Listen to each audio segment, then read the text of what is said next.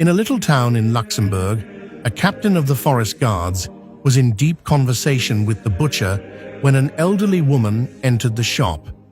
The butcher broke off the conversation to ask the old woman what she wanted. She had come to beg for a little meat, but had no money.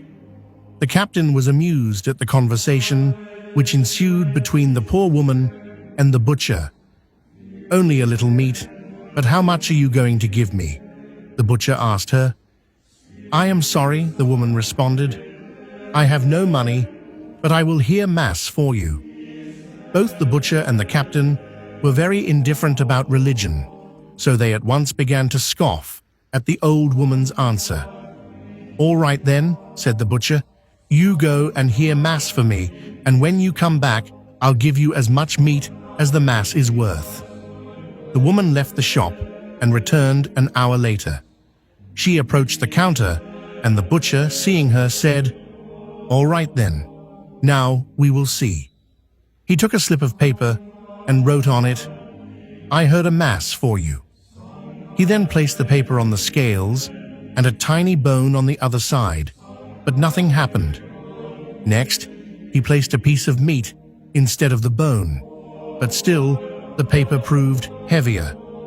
The captain, who had decided to stay on at the shop to see how the small drama would end, looked at the butcher. Both men were beginning to feel ashamed of their mockery. The butcher placed a large piece of meat on the balance, but still the paper held its own. The butcher, exasperated, examined the scales, but found they were all right. Placing an extremely large piece of meat on the scale, it still favored the weight of the paper. Removing both items, he again checked the mechanism of the scale, and then weighted several other items, and the scale proved to be exactly accurate. Exasperated, the butcher said kindly to the woman, "What do you want, my good woman? Must I give you a whole leg of mutton?" At this, he placed the leg of mutton on the balance, but the paper outweighed the meat. An even larger piece of meat was put on, but again the weight remained on the side of the paper.